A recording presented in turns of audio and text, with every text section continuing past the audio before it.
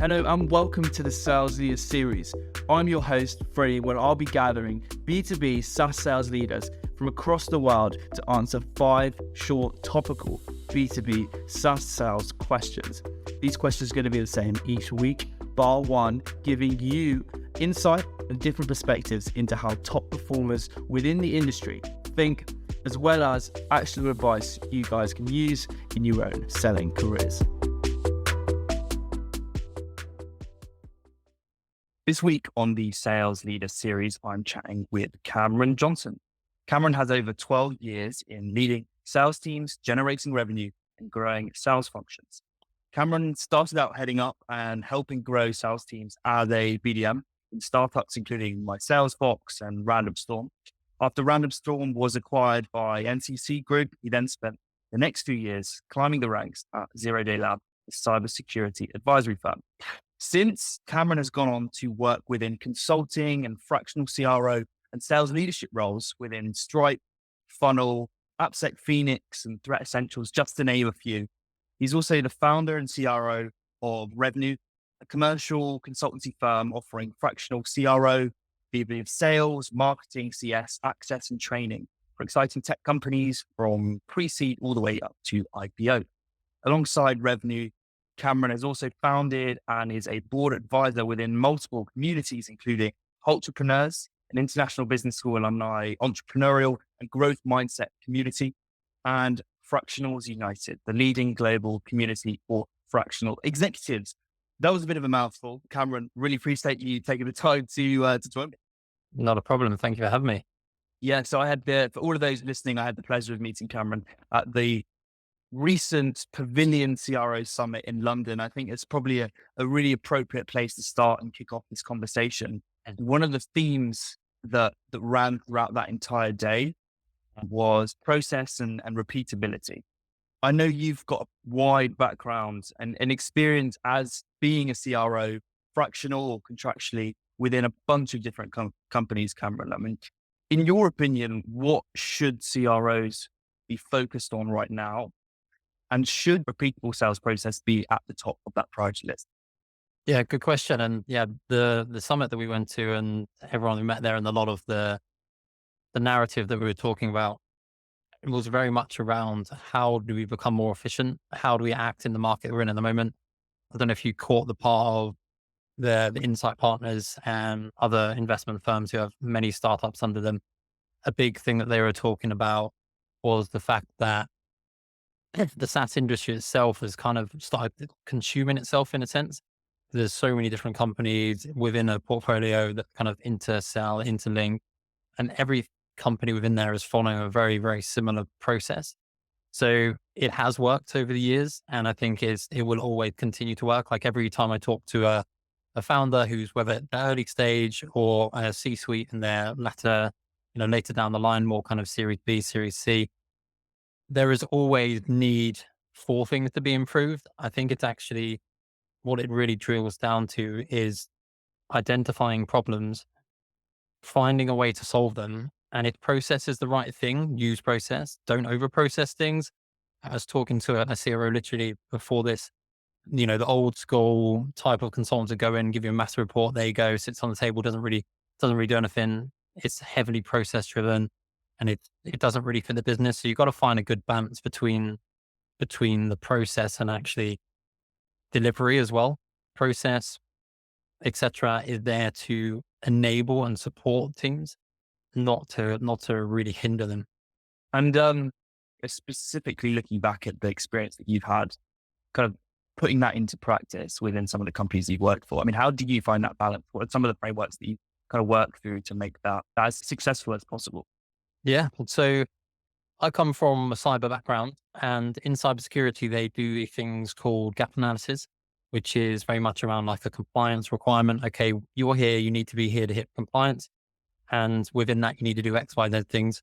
And those type of reviews look at people, process, and technology. So when I go into a company, I always look at, what sort of people do they have? Do they have the right people? Do they need to upskill? Are the right people doing the right things? What processes do they have? Do they have sales playbooks? Do they have the right handover process from SDR to AE? where does CS sit in all of this? Do they have a revenue council where everyone, discusses the whole drive forward? I guess like the place where I saw the most value from running through that whole level was for a bit of a mature company that was pre-IPO, so Funnel.io. Really great people, great team, great leadership. Within there, they needed a lot of, as a company, start a company, scale up company, everything's moving at a fast pace. So sometimes it's really difficult to just make those little tweaks, or someone wants to do this, someone wants to do that. Actually going in and having a very methodical approach to, okay, you've asked me to come and do XYZ thing. We'll do this. Let's look at people. Let's look at the process. Let's look at technology. We implemented playbooks by a company called Winning by Design, put in agreements around SLAs and kind of KPI metrics, and a lot of the simple little bits that when you're in a company that's growing so fast, it can be really, really difficult just to kind of have that step back and kind of look in, under the hood. So my process, if you will, or my framework is a very, very simple one. I go in, I look to see whether I've been given a brief or not.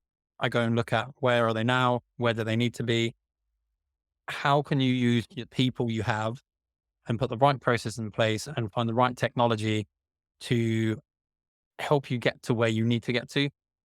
You can, and I've been, and many other people have been in scenarios where people think technology is the answer. They throw a bunch of technology at it. Actually, that technology needs an owner. They need a process around it. People need to buy into that. Migrate from one CRM to another CRM before, and actually the salespeople were completely against it. So there was a whole journey there that you had to go on to move it forward. But yeah, it's normally very, very simple. I've just taken what I've learned from working with chief information security officers in cybersecurity world, and then followed that process. And a lot of other consultants do the same thing. Right. And looking back at specifically the cybersecurity firms, as well as all the other companies that you work with, I think this leads on quite nicely to the next question I want to ask you, Cameron, is that I can imagine having had that breadth of working with multiple different companies and teams, you must see some similarities in where either, say, the CRO, it typically goes wrong with setting some of those processes up, or how some of those sales teams are struggling, specifically looking at sales. Is there anything, and I'd kind of narrow this down to one thing, if you could narrow it down to one thing, that you've seen at least teams go wrong with over and over again in multiple different situations? And from that, is there something that you've learned, any frameworks to help those teams in that pain they always seem to trip up on? I spent a long time in cybersecurity and took a really big kind of push to move from cybersecurity into fintech and martech and edtech and all the other kind of tech-based. Obviously, SaaS is quite a repeatable process, and like whatever industry, you can still implement a similar type of thing. So I would say if you look across all of them, looking at people, process, tech is very similar. I think the only difference is if you're not massively connected to certain industries, it may be a little bit harder for you to get that right talent or understand the market as much as you would if you've been working that for a long period of time. But nevertheless, a consultant, a fractional can go in and look at those levels and then help lead a function towards an improved process or an improved go-to-market strategy. The one thing I wanted to talk about, which I feel like could be maybe a bit of a taboo subject, is mainly for earlier stage companies. And I'd like to get your thoughts, because I tend to go on those first sales team. You get your pre-seed, Series A, couple of million, you have enough to then bring a consultant in. You don't have the skills in-house. You want to build that first team. That's the area kind of I focus on and I've worked in. But I've also worked with latter stage companies that are pre-IPO. So I see probably less of that in the latter stage, but a bit more in the earlier stage is the conversations between founders and investors. And I know there's a lot of LinkedIn posts and a lot of comments out there at the moment around what that looks like. And I think one challenge that I've seen that a lot of revenue leaders will come up against will be, you'll be working in a very small company. They're growing really, really fast. Investment is the lifeblood. So sometimes the conversations with investors, whether it's like angel investors or VCs, can sometimes be very much led from the investor perspective versus the founder. And I think maybe sometimes it's just around that level of, I don't know, confidence within the business and understanding everything that goes on, that, this is the revenue that we think that you can get. I mean, when you look at products and you promote products, or the CTO goes through the product journey, you are selling a product that's not yet ready, but you're selling the future. And similar when you come from a sales perspective, I think it must just be quite hard for founders to have that conversation with investors and maybe push back a little bit of like, well, actually, if you want us to achieve X, it's then going to mean we need to do this. You want us to do another million, another couple of million or whatever. That's going to really impact all the rest of what we're doing. So I'm actually going to need more money, and I need to make sure that the team that we have in place at the moment is ready to do that. Or do we need to kind of find another team that can then achieve that? So that's something that I've seen come up a few times. It's then can be a little bit risky for people involved. Have I found a solution? At the moment, I'm going through that and I'm looking at that when I'm reviewing the customers that I've worked with in the past.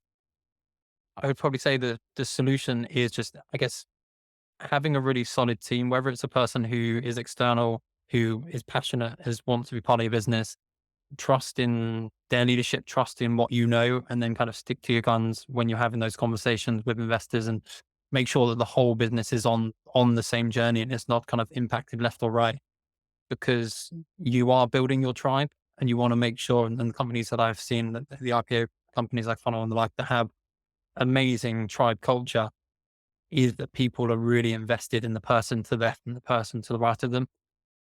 That's probably my learnings from that.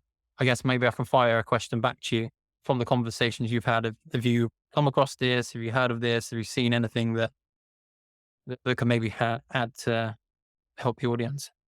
Yeah, I mean, I think it's a very appropriate topic. Specifically, I think over the last 3 years, looking back over 2020, 2021, with a lot of companies bringing on a lot of investment because there was just so much money. It comes specifically into SaaS, and then possibly taking that money from the wrong type of investors. And I mean, previously I was chatting to head of sales at Occupier, a guy called Jacob Walker, and he was talking about the importance in his own sales career on having a personal board of directors, people to lean on in that first kind of position, first time position. And I think for a lot of first time founders specifically, I think that's even more so important when you are choosing who your investors, who you want those investors to be. Looking at our own situation at DealPad, and this is probably the most appropriate advice that I could give, is that the experience of our founder in doing this before, having picked investors, knowing what good markers look like, is a good telltale sign for how that relationship is going to develop. Not only in the good times, like 2021, 2022, everyone's buying everything, right? But also in the bad times, where things are slowing down, and having that understanding, and also keeping track on the direction where the founder kind of wants to take the business. And I think that's also important. So I do think it starts from conception. Who do you want as an investor, and markers as a person, rather than say just the money that's coming in? That's probably what I would say. I'd be curious to kind of hear what you think of that as well. No, I totally agree. I think it's like the people you surround yourself with. Like there's a saying, right? You're a product of your own environment, right? So actually, if you surround yourself with great people who are on that journey, and they're not just adding a tangible support or resource of money, they're actually, invested in, totally get the market, get what you've done, and advise. People like your founder who's been there before. Like not every founder is lucky enough to have gone through gone through the game a few times. If you don't have it, just finding out where you can get that, and then I say building up that tribe, building up that kind of community and that network of people that are passionate about the thing that you're passionate about, right? Because founders they don't just know more. People don't just go and build a company. I'll just build a company like this. People are finding problems and like getting passionate about it. And actually, like, I see this problem. If I could have had this solved for myself, I would be so much happier. Life would be so much easier. Actually, if I can find someone to help me, solve that, then I think that's the way to go. Make sure you build that up. And I'm saying every investor, just some of the investors I've seen, there's actually investors out there who are so close and so aligned to businesses that that advice and that support is invaluable, right? They are part of that tribe you're building, they're part of that community. So yeah, it must be really tricky about trying to find the right people to join you on that journey at that time. It's that old saying of right place, right time is got to have that little bit of luck as well, I think. Yeah, 100%. I think the luck is a big part of that. And also finding people, as you mentioned, that are also passionate about the same problem. Mm. I mean, no one's going to sell your product better than the founder. No one's going to be, no one's going to have the same vision for the platform or the product or whatever you're selling, right, than the founder, because they're the ones that have lived it and it's come from them, right? So I think having people aligned along that, no matter who they are, management, salespeople, a team, and investors, I think is so important. But having said that, I guess you are right. It's that's lucky, and timing is probably a big part of that, especially when you're in need of money and it's not necessarily coming from places where you want it to be. Taking a slight turn here and looking back at all of the things that you've done, Karen, over the last, say, 12 years specifically, as a CRO, as a consultant, as a sales leader yourself, as a founder yourself, what has been the toughest moment in your career, if you had to choose one? And how have you dealt with that, not necessarily to help others avoid those same pitfalls, but to better deal with them? I'd say the biggest kind of turning point in my life will relate to someone else we'll cover later on as well, is when I transitioned from going from working in a company to kind of doing my own thing and then working with a bunch of other different companies and under my own kind of eyes. Like, that was a challenge, and you can get really, really comfortable working in a specific company for a period of time, and you kind of need to be true to yourself and your purpose. That is probably like one of the hardest things to really understand and identify as a person, because we can get really caught up in everything that we're doing.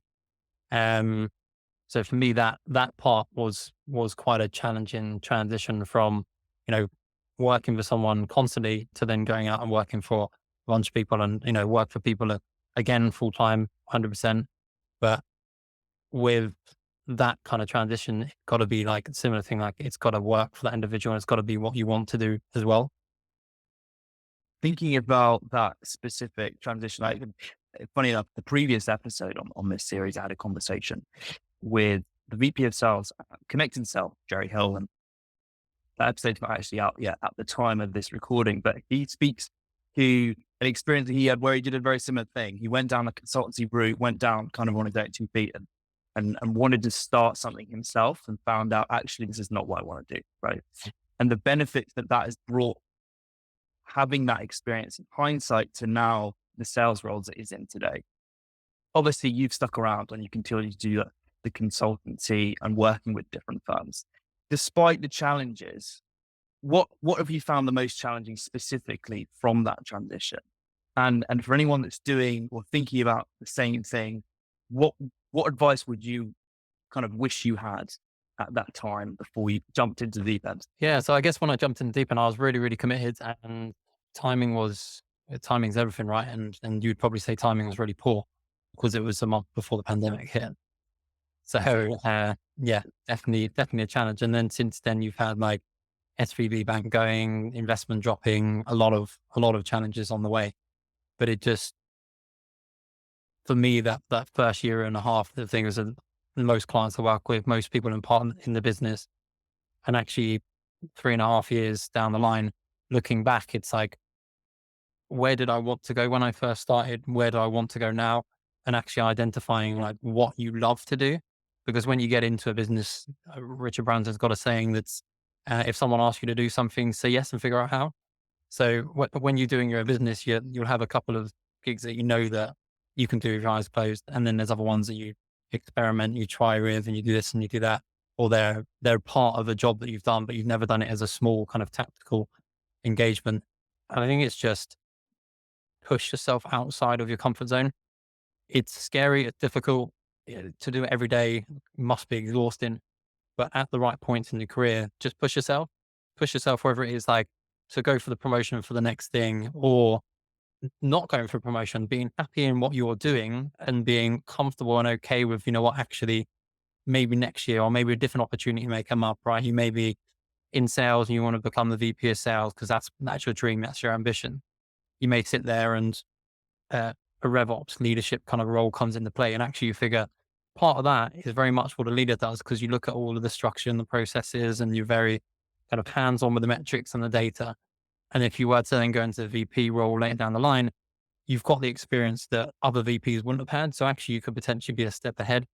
So yeah, being comfortable in an uncomfortable environment is probably like one of the biggest learnings that I've gotten. And your previous guest would have got exactly the same, right? The wealth of knowledge and experience that he would have got, and I would have gone, and a lot of many people who kind of step out of that safe role into doing something different brings so much back to what you're doing now, right? So I'm working with a company, and I've gone from working in professional service type businesses and then some tech and managed service, spend a bunch of time in SaaS, then go back to companies that are like, oh, well, we've got professional service, we've got SaaS, we've got this, and actually be able to bring that real world experience in, and those kind of repeatable processes that have worked before into a business is really, really valuable. And if you're not comfortable enough to take that step out, whatever it may look like, it doesn't have to be as crazy as starting your own thing. Just taking a step out to grow yourself a little bit more, I think is a lesson that everyone should learn or an experience that everyone should at least attempt at some point. Yeah, I completely agree. And in that conversation as well, Jerry mentioned the breadth of not only knowledge that you learned from that period, but having a business understanding, especially important in sales. And I'm curious, you have background in marketing and CS and sales, and revenue leadership roles as well. I imagine that wasn't a conscious decision before having been involved in some of those roles, but how important is that for a CRO that's, say, taking the reins after you've worked with a company to kind of whiteboard with all of those different functional areas, and how often should they do that? Yeah. So one bit we didn't kind of include on, if you look really far back on my LinkedIn, you'll see that I started off in finance and accountancy. So actually very much into numbers, like when I was younger, when I was a kid, maths, just loved it.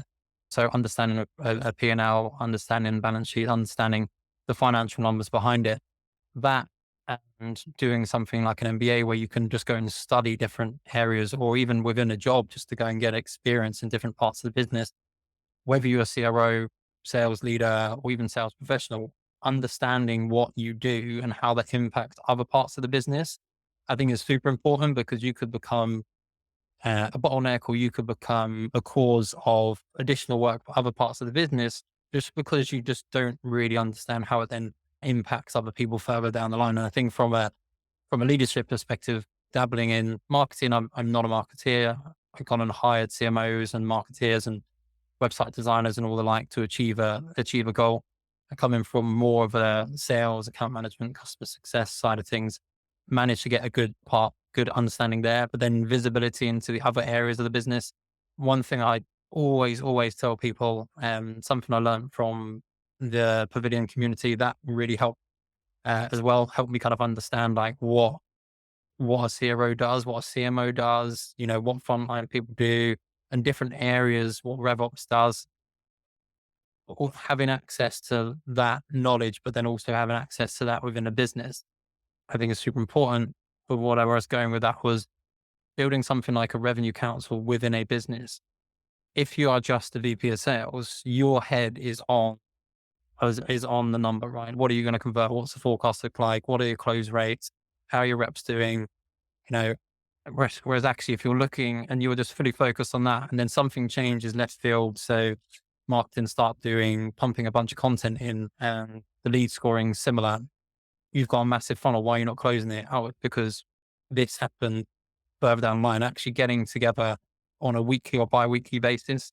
So the theory of a revenue council, I'm not sure if you've heard this before, but you bring leaders from sales, marketing and sales development, customer success, sometimes product, depending on the business, but mainly those revenue leading functions in the business to sit and look through the same reporting, right? Because you can have, when you get to a size, certain parts of the business reporting on metrics that matter to them, but actually how do they then relate to the bottom line? I think having those conversations and going back to the numbers, having honest conversations with your team, like we're all in this boat together. Revenue is not just sales, it's not just marketing, churn's not just customer success, right? Because if sales are just throwing over a load of accounts who don't really think they're buying one thing, but they get something else, then, you're actually detrimental to the business, but getting rewarded for the opposite. So I think one of the big things that I've seen work really well is that just bringing those heads together. And in funnel, I was working with a guy called Yusu and then his boss. And I think like the original theory came from Elon Musk, I believe. Don't quote me on that. But the theory is that departments and kind of departments in a business, to think of them like vectors. If one of those departments is off by 5% over a period of time, you're off 20, 30+% on the vision of where you're going. If you find something new to experiment on, you go off in a direction and another team's doing something else, and you just start looking at the complete inefficiencies within that funnel, within that commercial process or that revenue process, because somehow the leads in that team have kind of diverted off into different directions based around business objectives, OKRs, and what they felt right at that time. It's really good to then kind of bring everyone back to, oh, actually, our vision is this, the board have set this direction. Are we all going towards that, and do the numbers say that? And actually, are we doing anything in the next couple of months that could impact where we're all going? I think that's been one of the most valuable things that I've been involved in, that I would 100% suggest that people have in one way, shape or form. And on top of that, I assume it's how do you get different teams owning not only their internal functional number, but as well as that collective number, and how does that relate? And I can imagine that managing that it can be difficult in some teams. I'm curious, because you mentioned Pavilion there, and obviously we met at the Pavilion Summit, and you've got a background in founding and being an advisor within multiple communities as well. And like, say, the Fractionals United and the Hultrepreneur network that you set up too. Curious to get your thoughts on what you think makes a great community. And for those that are thinking about creating communities, not only for peers and professionals alike within the same function, but also within customer networks and trying to stimulate community with customers, where did most people typically go wrong during that exercise? I think it's a topic that I think has grown a lot more popularity, specifically on the customer side of things in, say, the last year or so, creating customer communities. But also, I think a lot of people have found communities as a real resource. I mean, they always have been, but specifically over the last 6 to 9 months, with everything going on, specifically looking at sales. I know that was a loaded question, but I'll leave you with that. No, as I said before, I'm a big fan of communities, right? Like when I was in my MBA, you pay a certain amount and you expect this massive network. If you don't get it, you got to make it. So, I thought that was great to bring that community together. I think you've probably seen this and heard it at the summit as well. A lot of the growth that's going to be happening in the next few years is going to be very much around marketing led and community led growth. The danger, I'll start with the danger. The danger there is companies are out to make money, to be able to pay for their staff and, hit the kind of numbers that the VCs and that are looking for. But using the community in the wrong way, I think is a big thing to be wary of. Being a part of communities that have grown to certain sizes, new communities coming up, I think like the one thing to really focus on, and probably sick to death of hearing about this, but it's like, what value are you delivering to the users or the members in the community? If you're doing it for, sales motion or marketing kind of pull, whenever someone comes and says to me, I've got X amount of customers and I can have X amount more, I'm like, have you spoken to your customers? Are they part of your tribe? Have you built a community around them? Like we launched this cyber threat intelligence company called Threat Essentials, and we were coming up against like Digital Shadows and Recorded Futures and a bunch of like real big companies. And we were talking to the CISOs. We had really good connections. And because we're kind of an unknown, people are a bit like, but then people are still willing to take a gamble on it. However, a lot of the competition very early on built up such a tribe, such a group of stakeholders, shareholders in the business where they're like customer advisory board, or if they are invested, or if they, they've become part of that community in some way, shape or form, they are more willing to stick with the solution that they have and then promote that to other people. So there's a very fine line between building a community where you're just looking for it as a revenue, a way to then generate revenue. I think we are all building products that we are passionate about and we want to help solve a problem. So it makes sense if you're building that to build with people who are part of that. So your investors should be within the community, your advisors should be in the community, your staff should be in the community, clients should be in the community. Like it should be a group of like people who are passionate about the thing that you are solving and they will want to talk about it and they want to learn. Other people want to come and join and upskill. I think that's the big thing. And I've seen that if you can constantly add value and make sure that that interaction within the members in the community is nice and healthy, I think that's the kind of the winning recipe to build a community. I think that, as I said, the biggest worry is that trying to over commercialize that and trying to drive that a little bit more than it should be. A community in its nature and tribe, etc., is a group of humans coming together to feel less alone and actually on a journey together. So make it as much of that as you can. And I guess within that, when a community gets to a certain size, you need leaders within the community who want to kind of continue growing that, because people will join community and there'll be spectators, people will get involved, people will be advocates. There's different types of personalities within a community. So there will be, like anything, structure that needs to be put in at a certain point. But as long as that structure and what you're delivering gives back to the users and give back to the members, then I think you can't really go wrong. Fantastic answer. There's a bunch of amazing communities out there, including obviously some of the things that you're involved in, as well as where we met Pavilion, which is another great one, including Rev Genius. I think it's so important, specifically for salespeople. And obviously that's, my personal experience over the last year in having those people to lean on, people that have already been in those situations to get advice and idea generation without having that commercially driven, underlying, obvious undertone, right? You are the product. You are going to buy our products. Yeah, do not want that. Exactly. You don't want that. This is the final question that I've got for you, Cameron. It's actually not from me. It's from a previous guest, Kristen Connor. As you probably know on LinkedIn, she's a great voice for enterprise sales and SaaS. She's also the sales strategist at User Gems. She asks you, what is the best advice you've ever received and why? So I've actually done a podcast quite recently with a CISO, someone I've been speaking to for quite some time. He was on an advisory board for one of the companies that I was a shareholder and investor CRO for. And it's not just from him, it's been reiterated kind of like throughout my career. His comment was, this is more kind of career orientated, if that's okay. A lot of people get kind of hung up on titles. So his thing was CISO, what would you say for aspiring CISOs?